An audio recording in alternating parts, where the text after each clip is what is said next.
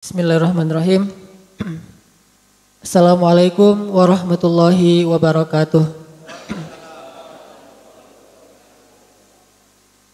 Alhamdulillahirabbil alamin. Hamdan katsiran thayyiban mubarakan fih kama yuhibbu rabbuna wa yarda. Asyhadu an la ilaha illallah wa asyhadu anna Muhammadan abduhu wa rasuluh. Allahumma shalli wa sallim wa barik ala sayyidina Muhammadin kama dzakarahu dzakirun al-akhyar wa shalli wa sallim wa barik ala sayyidina Muhammadin makhtalafal lailu wan nahar wa shalli wa sallim wa barik ala sayyidina wa habibina wa maulana Muhammadin wa alal muhajirina wal ansar amma ba'. Qala Allah Ta'ala fil Qur'anil Karim, A'udzu billahi minasy syaithanir rajim.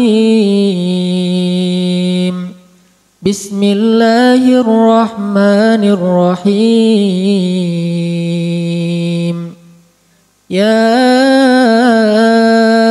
ayyuhalladzina amanu hal adullukum ala tijaratin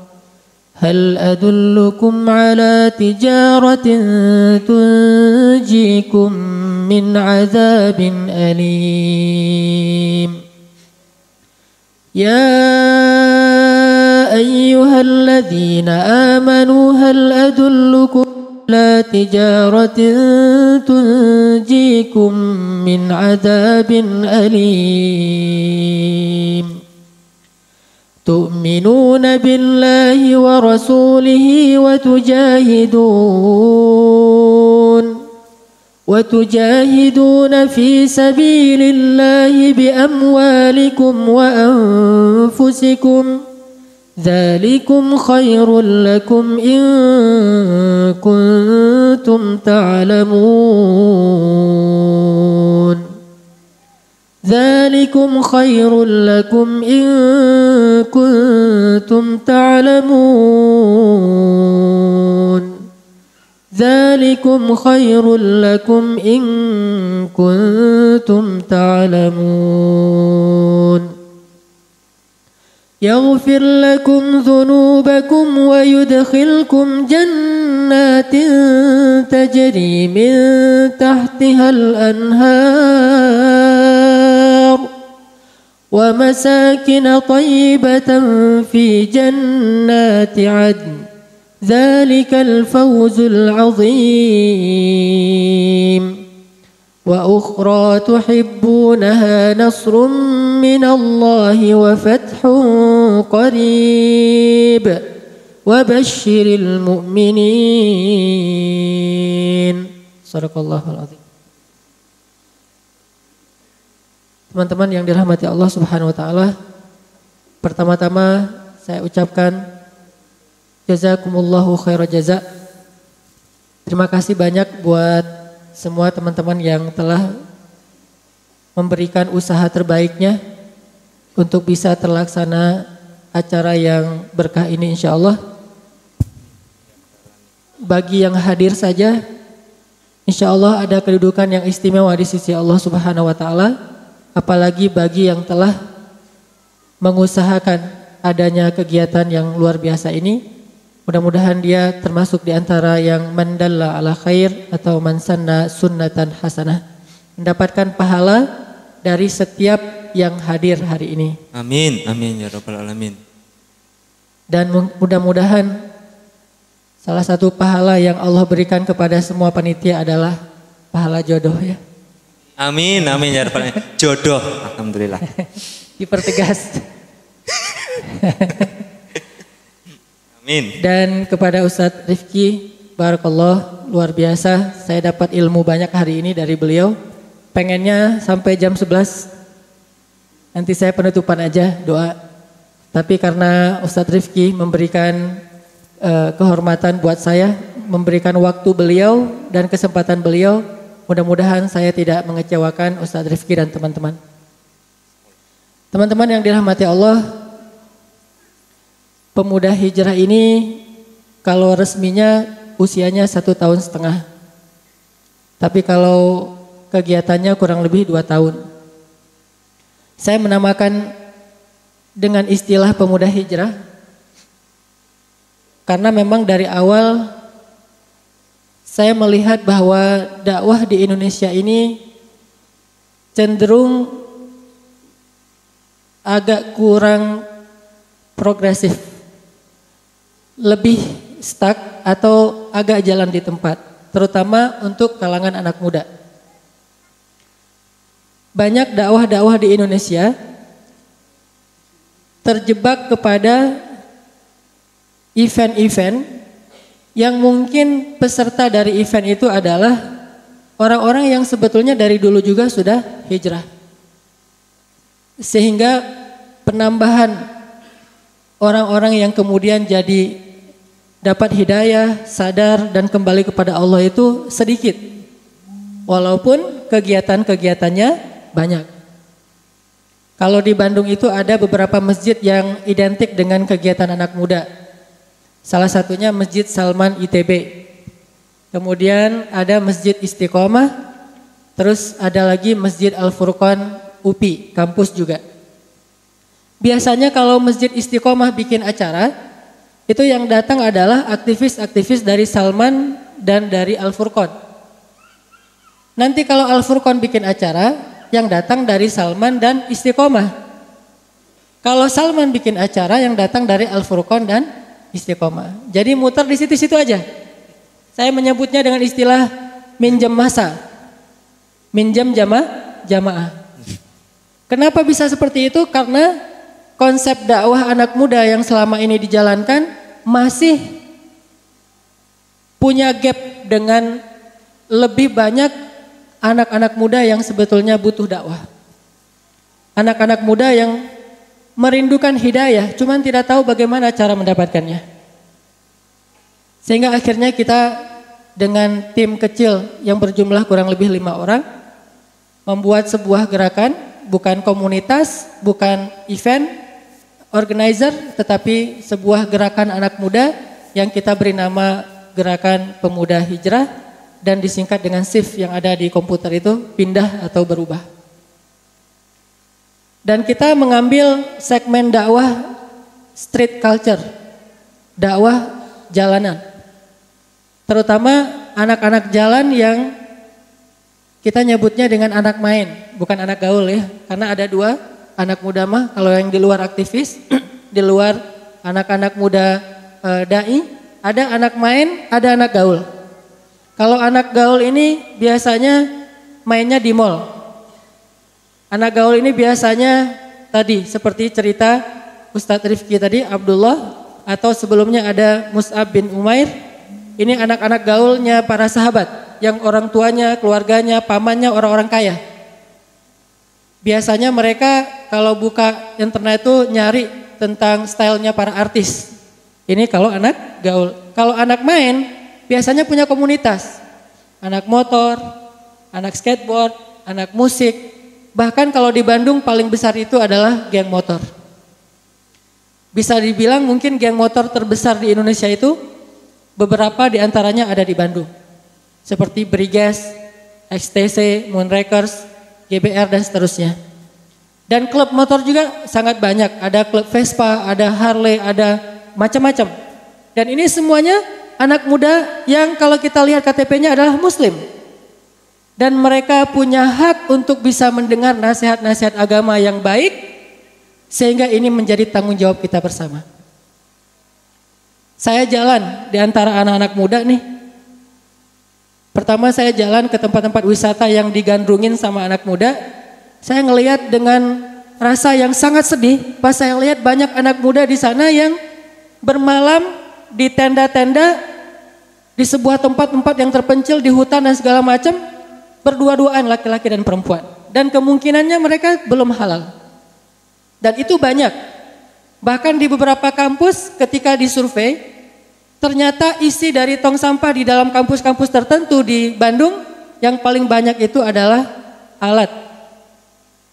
Yang biasanya dipakai untuk hal-hal yang kita tidak bayangkan. Ini artinya krisis yang terjadi kepada anak muda itu luar biasa. Mereka menjadi target dari narkoba. menjadi target dari seks bebas, menjadi target dari pornografi, dan yang lebih bahaya lagi menjadi target dari aliran-aliran sesat. Apakah itu Syiah, Ahmadiyah, bahkan dari dulu juga udah menjadi target dari sekuler liberal. Dan itu semuanya pasarnya adalah anak muda. Dan kalau kita melihat jumlah para sahabat yang pertama-tama masuk Islam, rata-rata anak muda, usia di bawah 30 tahun. Hanya beberapa orang saja yang usianya di bawah 40 tahun, tapi rata-rata di bawah 30 tahun.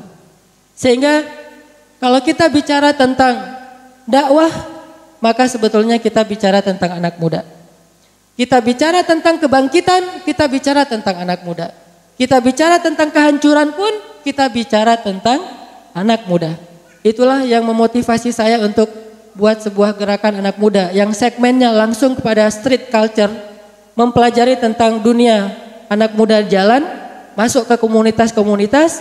Alhamdulillah dari situ sekarang kita bisa bersilaturahim, banyak berinteraksi dengan teman-teman dari geng motor, dari anak-anak tarung.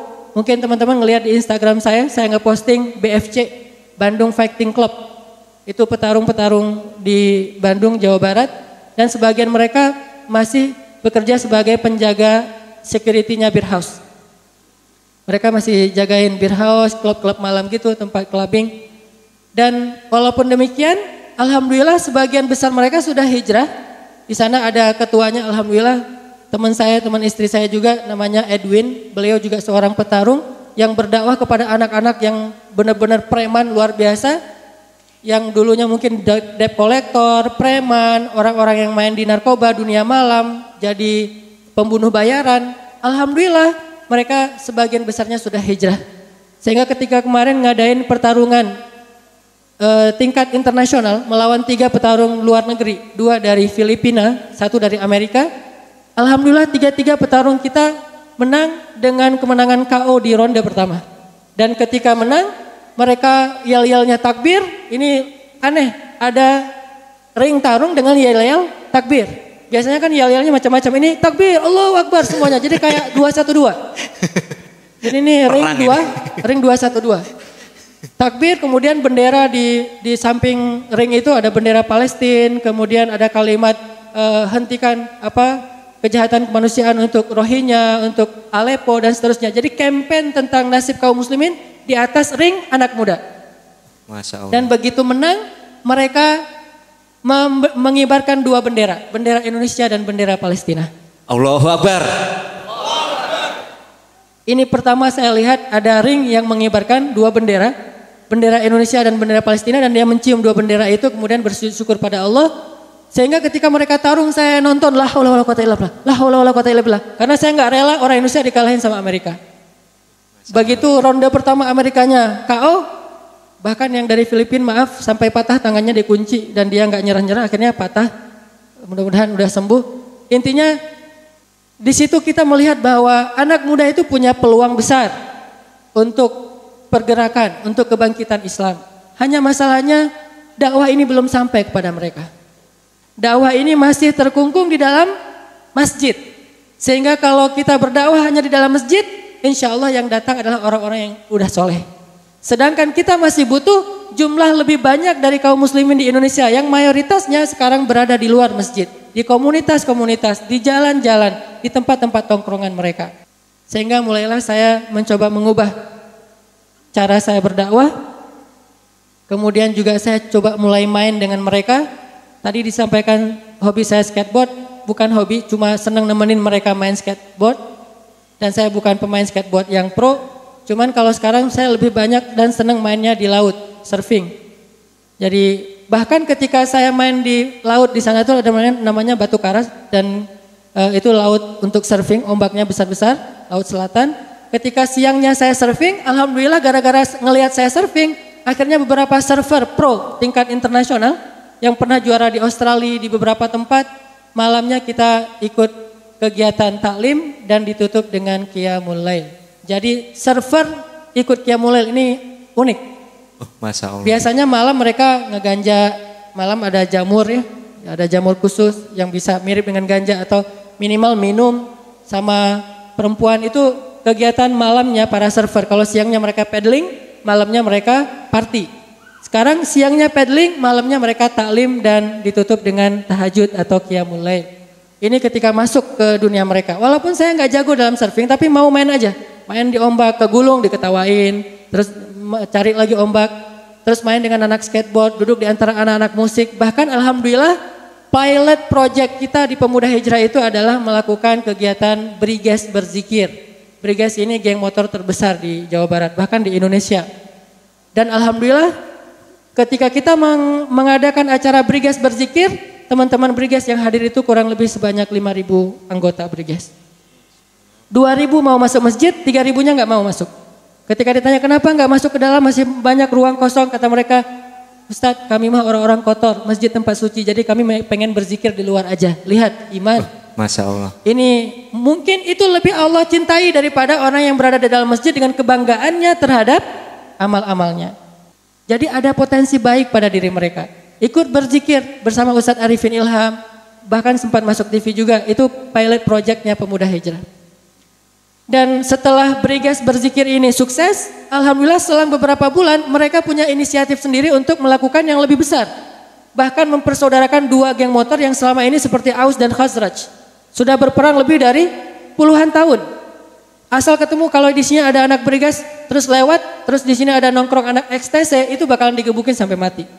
Wilayah XTC nggak boleh lewat anak Briges, wilayah Briges nggak boleh lewat anak XTC. Bukankah kita sering dulu ngelihat kejadian geng motor tarung di jalan di TV-TV dan rata-rata terjadi di Jawa Barat atau di Bandung? Dan alhamdulillah sekarang Briges dan XTC sudah menjadi ikhwanan fillah. Allahu Akbar. Bahkan ketua-ketuanya alhamdulillah bikin acara berzikir bareng, pelukan, walaupun di bawah mungkin masih ada 1-2 kasus, tapi di atas alhamdulillah udah bersatu mengadakan acara geng motor berzikir lintas geng.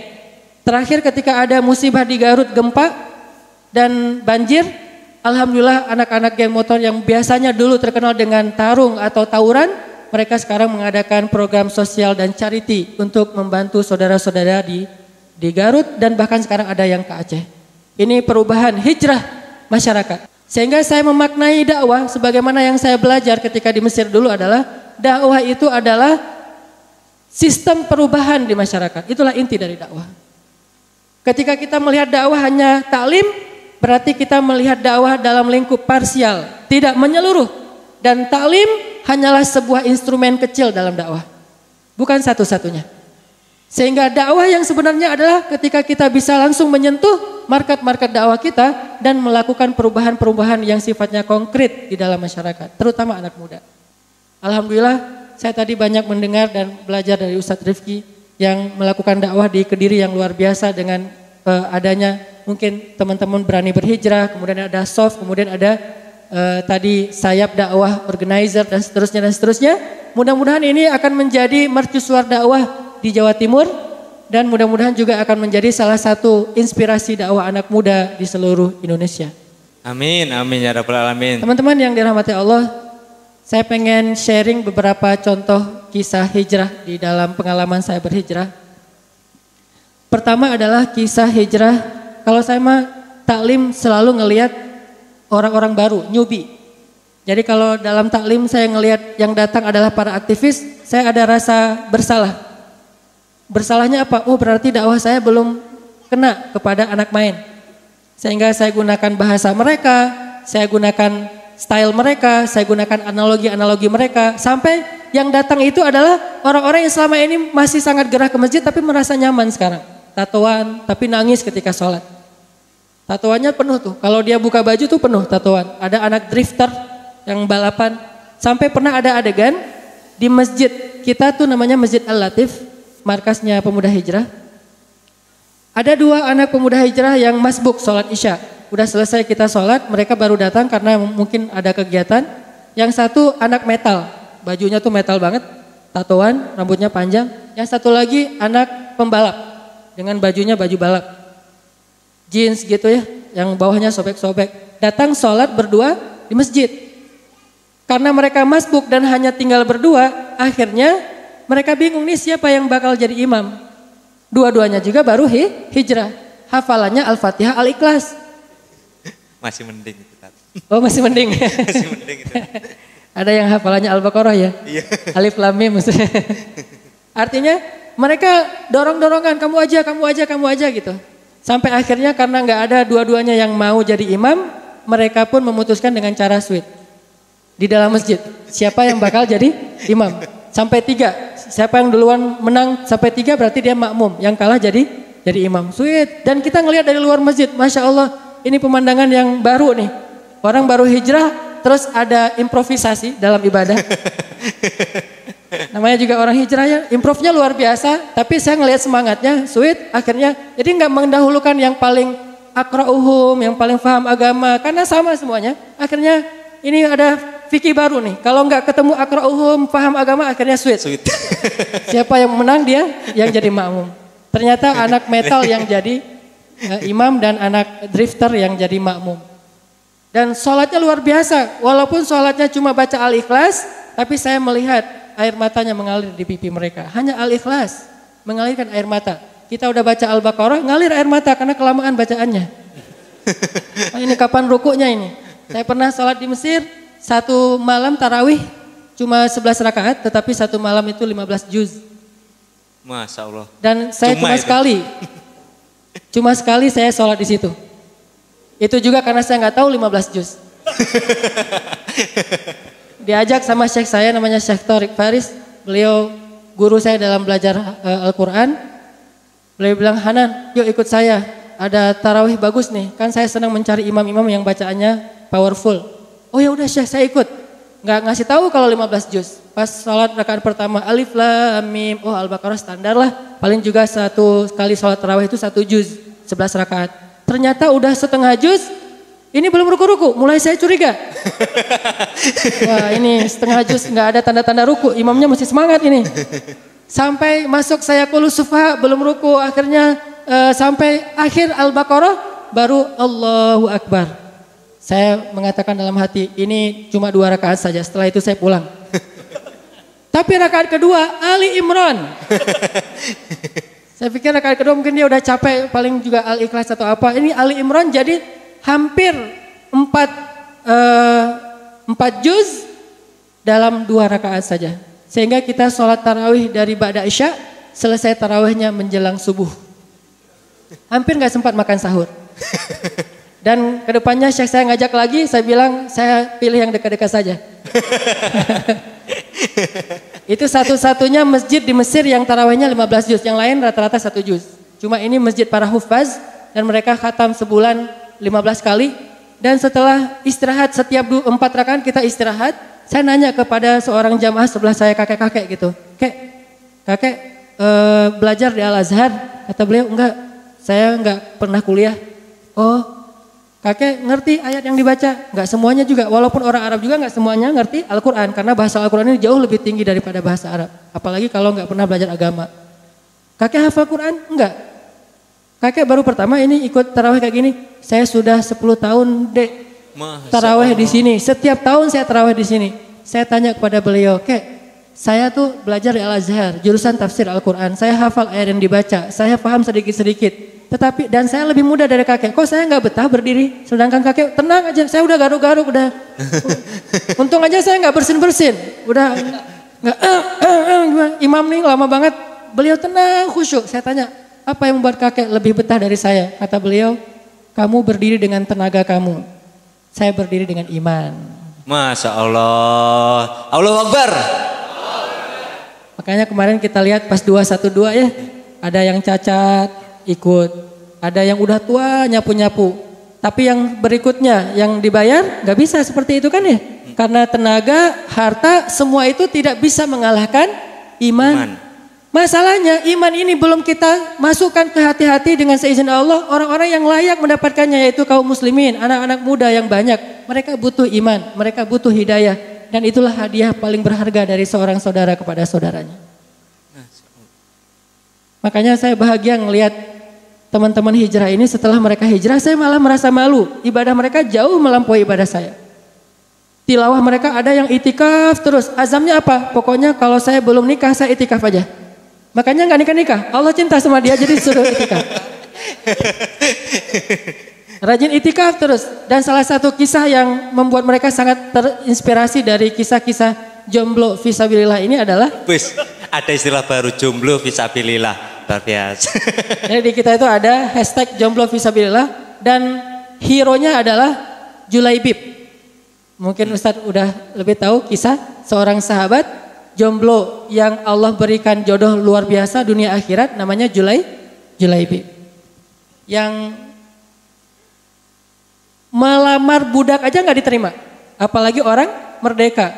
Ngelamar perempuan budak aja nggak diterima, apalagi orang merdeka. Tetapi dengan doa Rasulullah SAW akhirnya dia mendapatkan seorang istri, bukan budak, bahkan anak seorang kepala suku yang soleha, yang kaya, yang berpendidikan, dan itu menjadi istrinya di dunia dan istrinya di akhirat.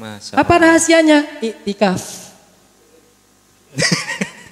Rahasianya itikaf. Itikaf 40 hari. Sehingga sekarang di Pemuda Hijrah karena banyak jomblo, masjid penuh dengan itikaf. Terinspirasi dari Julaibib. Itikaf sambil ngepoin Instagram. Ini mana? Ini alhamdulillah kisah-kisah hijrah yang luar biasa. Termasuk ada yang lucu juga.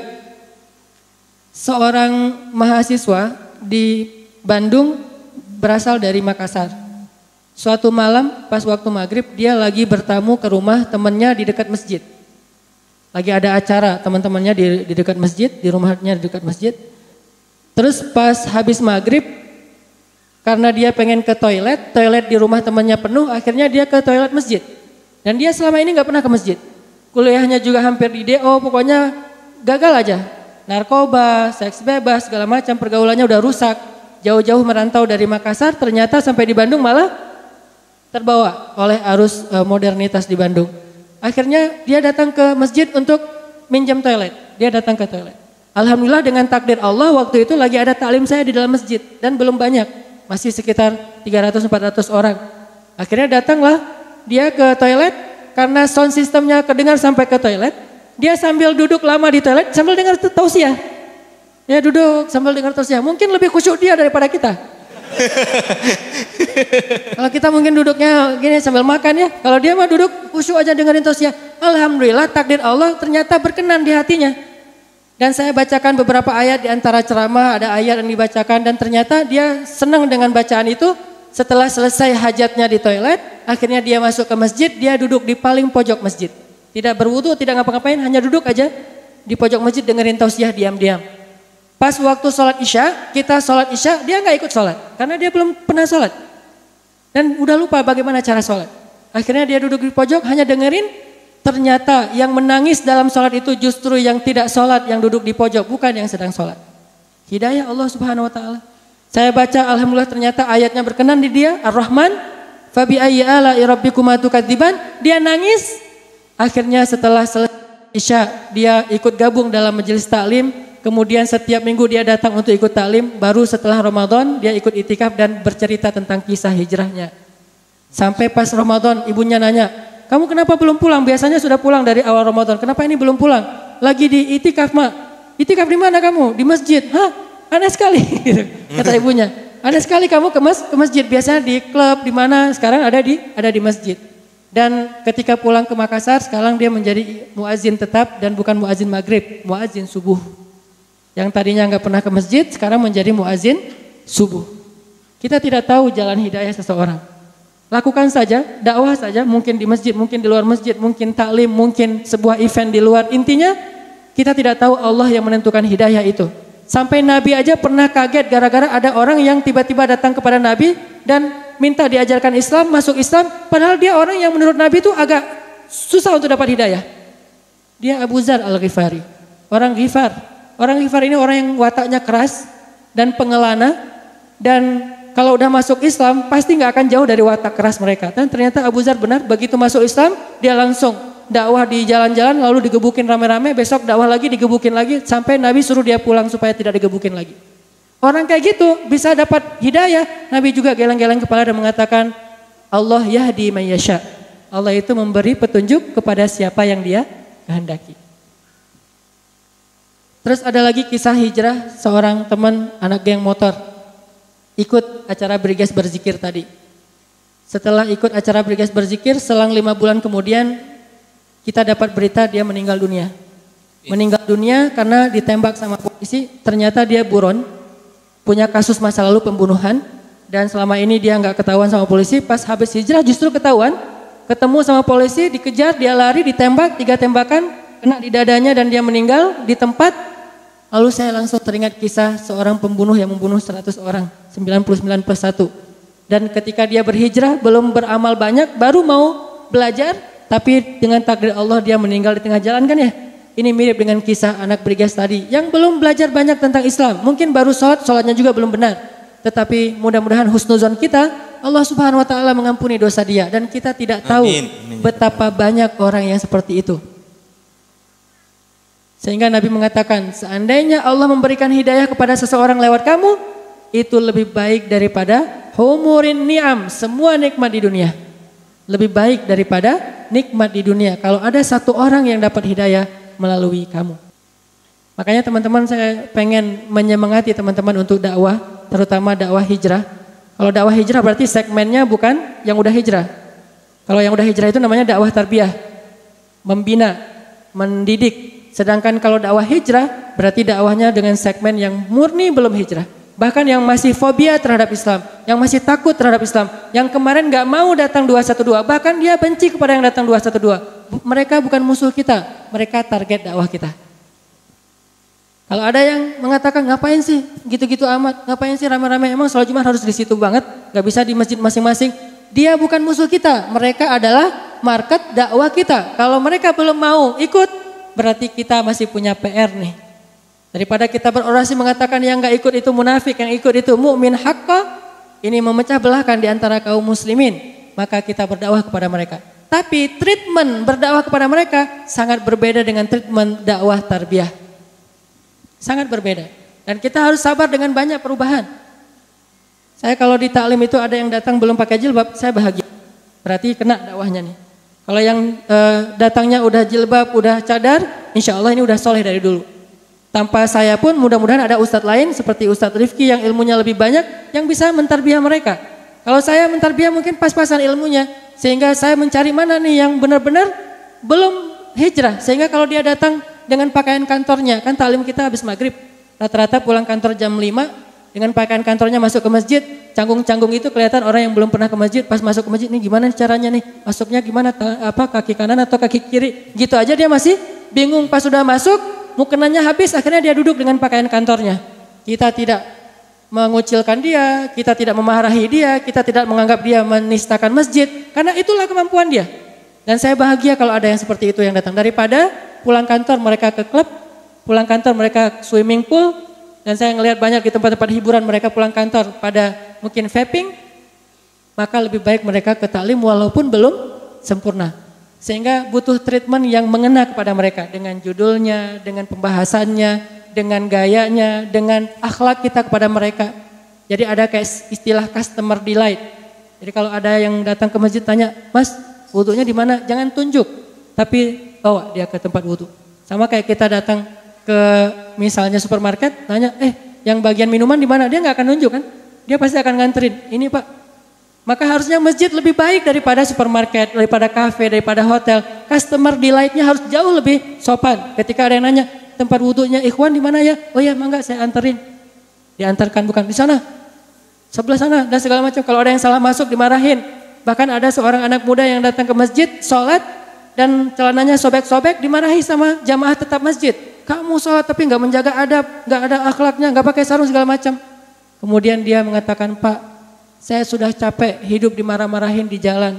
Saya pengen cari ketenangan di dalam masjid. Saya kira bisa tenang. Ternyata kalau kayak gini juga, mending saya balik lagi ke jalan." Ini kisah hijrah orang-orang yang baru mengenal Islam. Walaupun KTP-nya dari kecil sudah Islam. Sehingga ada seorang teman saya, anak skateboard. Ini skateboarder. Kalau teman-teman di sini banyak yang skateboard, ini skateboarder internasional. Namanya Pevi Permana, dia sering juara. Kalau sekarang ada 2 orang, satu di Bali, satu di Bandung yang sering juara internasional. Pevi ini hijrah bareng dengan istrinya berdua. Istrinya belum berhijab, dia juga minum terus, bahkan beberapa kali dibacok karena tarung di jalan. Ketika awal-awal hijrah, istrinya nanya ke saya, "Ustadz, saya mau ikut taklim, tapi saya belum mau pakai jilbab, boleh nggak? Saya bilang boleh, bukan boleh nggak pakai jilbab ya. Maksud saya boleh ikut taklim walaupun belum pakai jilbab. Di masjid tapi Ustadz nggak apa-apa. Dia datang ke masjid. Pas datang ke masjid ngelihat semuanya pada berhijab kan nggak enak sendiri tuh. Akhirnya dia minta mukena bagian bawah doang tapi masih kelihatan rambut. Jadi setengah dia pakai mukena. Pakai mukena di bawah, yang atasnya masih santai gitu. Jadi kayak nongkrong kayak lagi nonton apa. Saya jadi kayak perform apa gitu ya. Nonton gitu. Dan setelah beberapa kali datang akhirnya mulai berubah. Dari tadi hanya memakai mukena bagian bawah sekarang sudah memakai mukena utuh. Tapi pas taklim saja, begitu keluar masjid dia buka. Biasa lagi. Lama-kelamaan mulai senang dengan taklim. Mulailah dia explore, nyari beberapa taklim yang lain selain taklim saya. Dan setiap taklim jadinya dia harus pakai mukena. Dan dia akhirnya gara-gara malas pakai mukena dari masjid, dia bawa jilbab, dia taruh di dalam tas. Pas masuk masjid dia pakai jilbab, keluar masjid dia buka. Dan karena setiap hari dia ikut taklim, akhirnya setiap hari dia pakai jilbab. Awalnya dia bilang gerah, gatal-gatal segala macam, tapi lama-lama alhamdulillah, udah kadung juga udah pakai jilbab terus setiap hari, udah aja sekalian gak usah dibuka. Akhirnya pakai jilbab dan tidak pernah lagi buka. Walaupun mungkin dalam bahasa fikihnya belum terlalu syar'i, tapi sudah menutup aurat. Bertahap. Dan inilah kisah-kisah hijrah. Mereka mencari Islam, cuman mungkin jalan menuju Islam itu sering terlihat ada gap gitu. Atau sering ada forbidden seolah-olah yang begini nggak boleh masuk.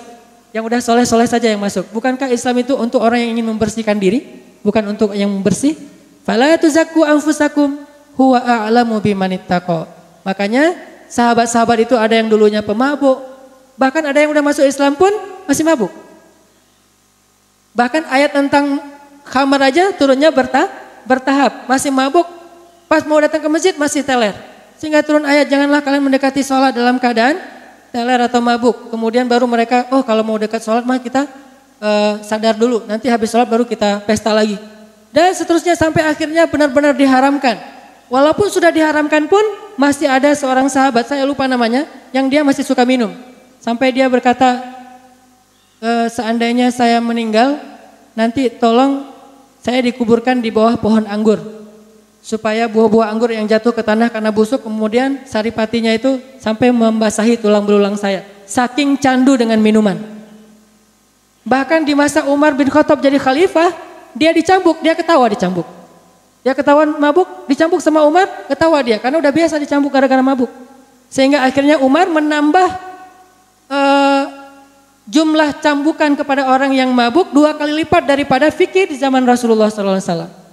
Sehingga orang mengatakan, ya Umar ini tidak pernah dipraktekkan oleh Rasulullah.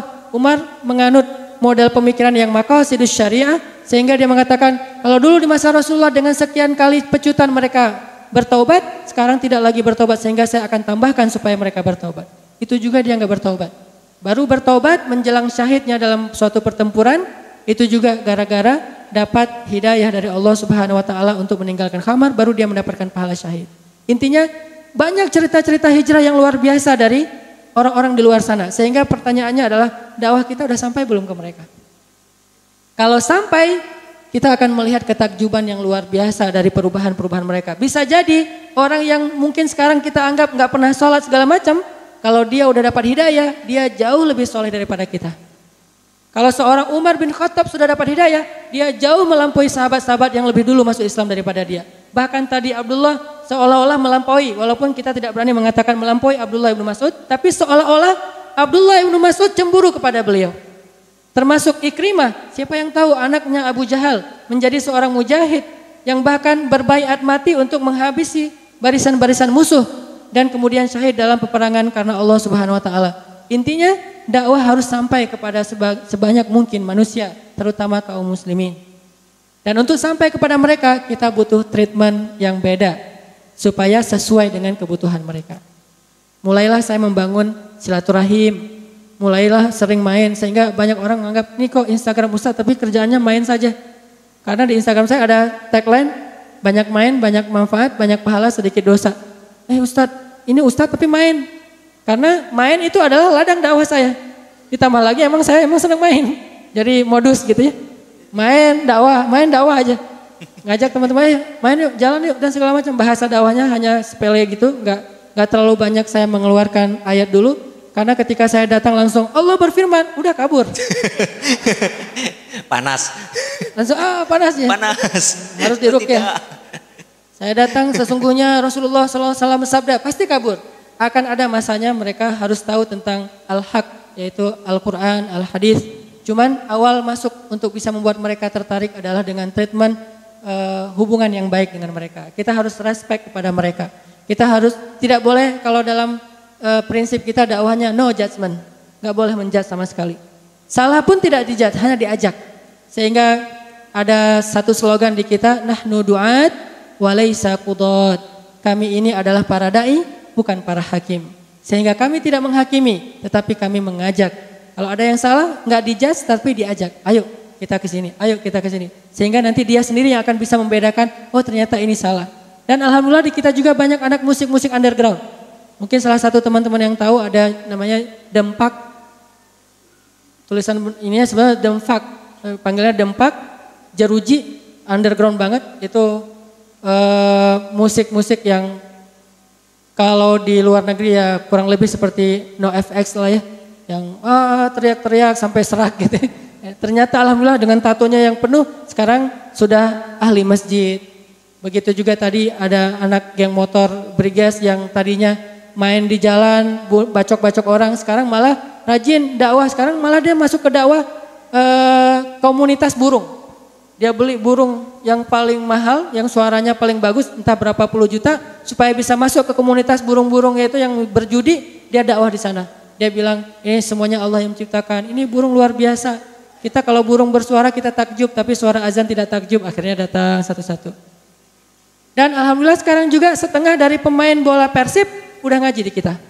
Alhamdulillah. Kiper Dedan Nasir yang mungkin kemarin mengibarkan bendera Palestina di lapangan bola ketika mampu menghalau tendangan penalti di PON, dia selebrasi dengan keliling lapangan sambil mengibarkan bendera Palestina dan ternyata diikuti oleh supporternya. Supporter-supporter yang nggak pakai baju, yang tatoan kayak gitu, yang kelihatan wajahnya wajah yang orang mungkin sama sekali belum dekat dengan agama. Mereka berdiri di atas pagar-pagar stadion, kemudian mereka mengibarkan bendera Palestina tapi nggak pakai baju.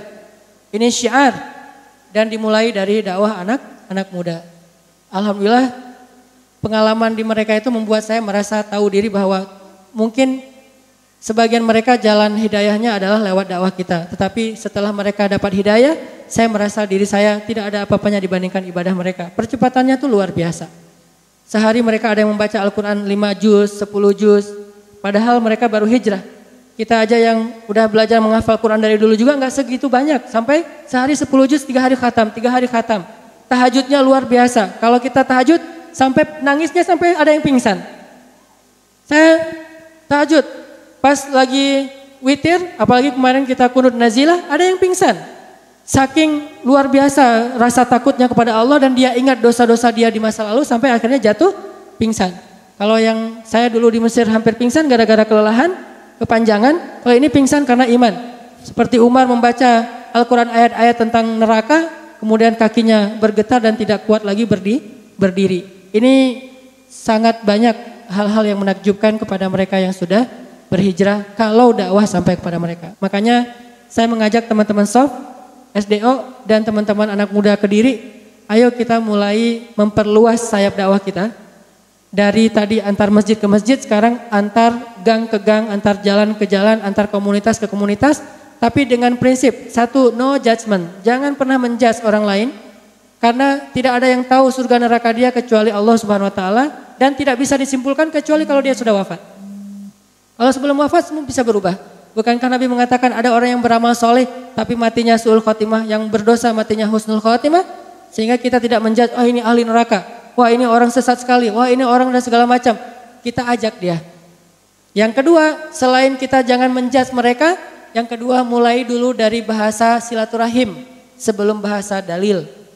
Bahasa silaturahim itu bahasa universal.